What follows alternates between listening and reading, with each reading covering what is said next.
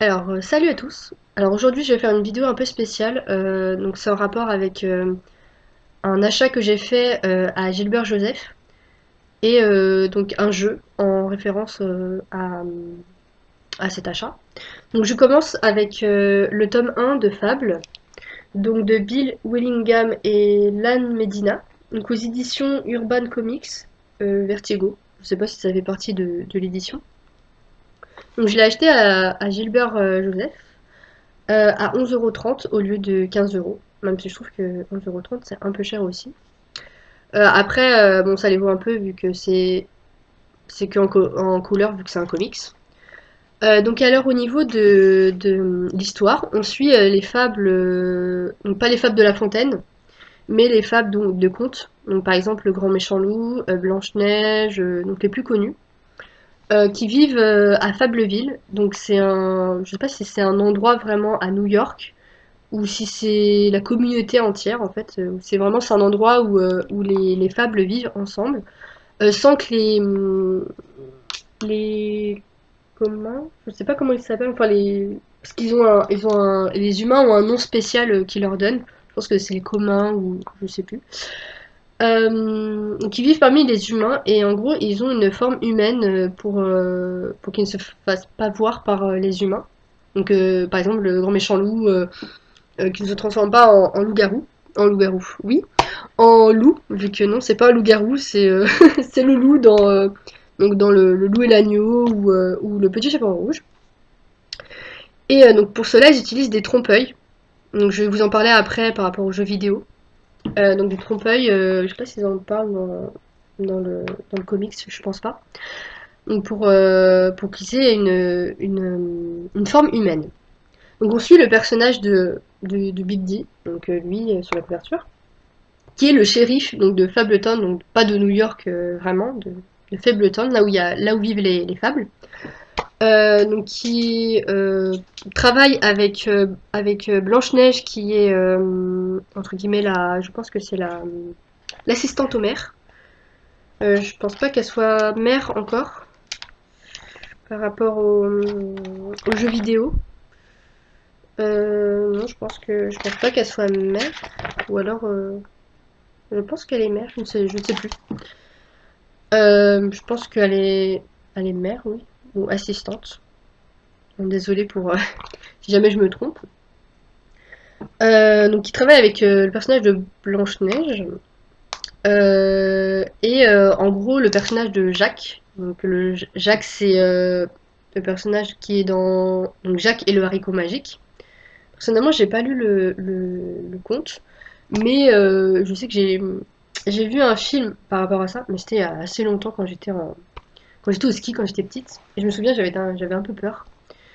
Et je sais aussi qu'il y a d'autres versions plus récentes qui sont sorties, mais personnellement, elles me tentent pas trop. Mais je m'intéresserai au conte original.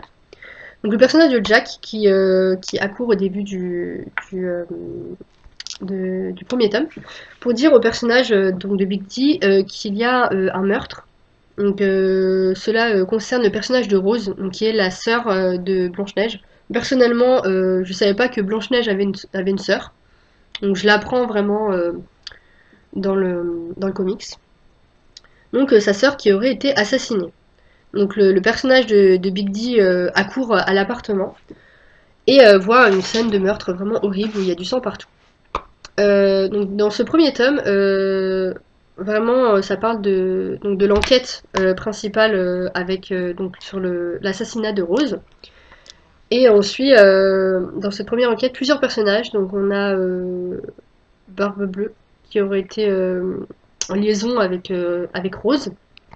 Donc Jacques, Blanche-Neige, on voit un petit peu Buffkin, même si Buffkin qui est dans le magicien d'Oz, je pense, l'espèce de singe ailé. Et un d'autres aussi, le cochon aussi dans les trois petits cochons. C'est le survivant en fait.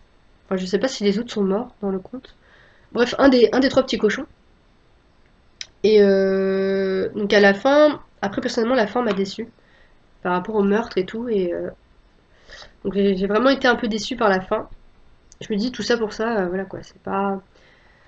Alors au niveau des dessins, bon, alors c'est assez comics, donc ça fait un peu, enfin un peu ancien, en gros un peu américain vu que enfin, c'est américain, mais enfin ça peut, certaines personnes peuvent être un peu, enfin trouver ça un peu bof. Personnellement, je trouve ça, enfin ça va sans plus. Enfin il y a mieux je trouve. Alors je vais vous montrer le personnage de Big D. Alors personnellement, au niveau de son physique, je suis pas très fan dans le comics, mais plus dans le jeu vidéo. Donc je vais vous en parler après. Donc voilà, un petit peu une image ici en train de fumer avec la scène macabre, pardon. Voilà. Et il y a aussi des images un peu en couleur qui sont assez sympas. D'ailleurs, donc là c'est le personnage de Big D avec le personnage de Blanche-Neige. Il y a aussi, par exemple, une autre. Donc là, voilà, je sais pas trop qui c'est. Je pense que c'est Barbe Bleue. Vu que dans le comics, il est chauve avec une boucle d'oreille. Et je pense que c'est aussi Cendrillon avec lui. Donc vraiment, j'ai acheté ce premier tome en rapport vu que j'ai commencé. Ah oui, j'ai oublié de vous dire. Alors le point positif que j'ai bien aimé par contre à la fin, c'est alors déjà il y a une histoire entre guillemets du grand méchant loup qui a été créé par Bill Willingham.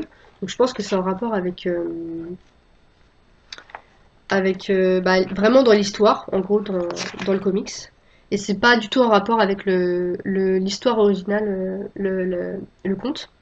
Il y a aussi donc des renseignements sur les personnages, donc les fables présentes dans ce premier tome. Donc voilà un peu les origines et tout, d'où ils viennent. Et vraiment on apprend des choses. Il y avait des personnages que je savais pas, enfin je savais pas du tout qui étaient les personnages. Et vraiment j'ai vraiment appris des choses.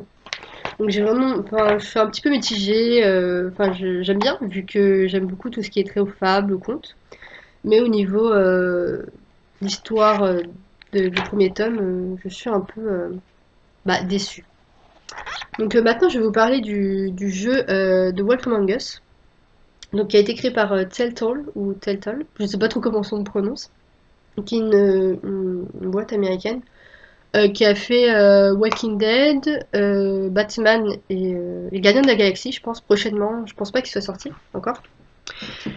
Et donc j'ai commencé par le jeu vidéo avant de lire le comics. Et donc le jeu vidéo est sorti en 2013. Donc vraiment au niveau des graphismes, j'ai vraiment beaucoup aimé. Donc on joue le personnage de Big D.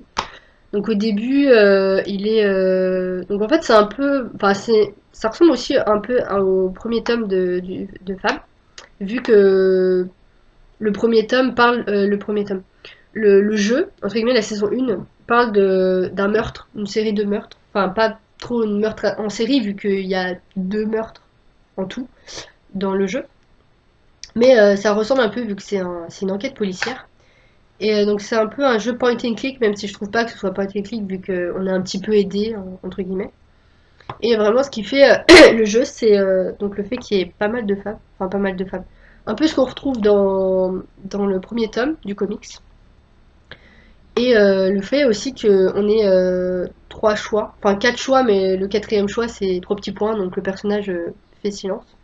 Donc trois choix et entre guillemets en fonction du choix, ben il y a des répercussions sur la suite. Donc comme dans Walking Dead et aussi le jeu Life is Strange, je sais pas si vous connaissez, qui est vraiment sympa. Même s'il y a un peu moins de choix entre guillemets dans les paroles.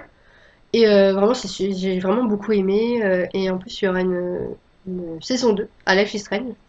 Alors pour le jeu, la saison 2, j'attends vraiment à la saison 2 vu que ça fait depuis 2013 que les fans attendent.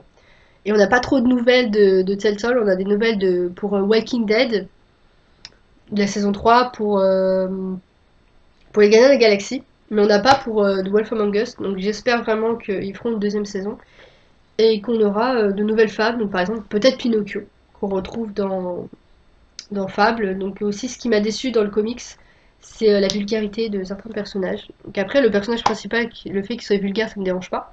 Donc dans le jeu, il est un peu vulgaire, donc par exemple ta gueule ou des trucs comme ça, la ferme et tout. Donc c'est vraiment dans le caractère du personnage, ça me dérange pas. Mais le fait de voir Pinocchio dire ah non mais la fée elle m'a transformé en petit garçon, je pourrais jamais coucher avec des filles. Je le dis en mode soft, hein. Mais il le dit en plus vulgaire. Donc ça m'a un petit peu choqué. J'ai dit ah ouais non mais Pinocchio qui dit ça non. Donc je sais pas si on le verra dans le jeu et peut-être aussi le chat botté ou d'autres contes. Et donc vraiment le jeu j'ai vraiment beaucoup aimé. Je vous le conseille si jamais vous aimez les enquêtes policières et les fables aussi, les contes.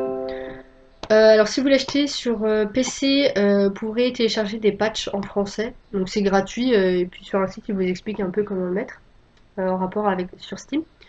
Et aussi sinon, je pense que si vous l'achetez sur console, donc sur PS4 ou PS3 ou Xbox, je sais pas si c'est sorti sur PS3, je pense que vous l'aurez en français, vu que je pense qu'il y aura eu les traductions. Donc voilà, ensuite je vais vous parler, pour terminer, de la psychanalyse des contes de fées de Bruno Bettelheim, je sais pas trop comment on le prononce, donc qui est un livre, enfin personnellement j'ai feuilleté un peu, j'ai lu un petit peu le début, mais en fait c'est pas un livre qu'on lit comme ça d'une traite en fait, parce que c'est vraiment de la psychanalyse, donc si vous situez un peu Freud et tout, le savez sûrement, donc mais en rapport avec les contes. Donc j'ai commencé, donc, avant de lire le comics, j'ai commencé par ça, donc j'ai vu qu'il existait ça, je me suis dit ah tiens ça a l'air intéressant. Donc le personnage parle l'auteur parle de, par exemple, Blanche-Neige, le petit chaperon rouge, les trois petits cochons.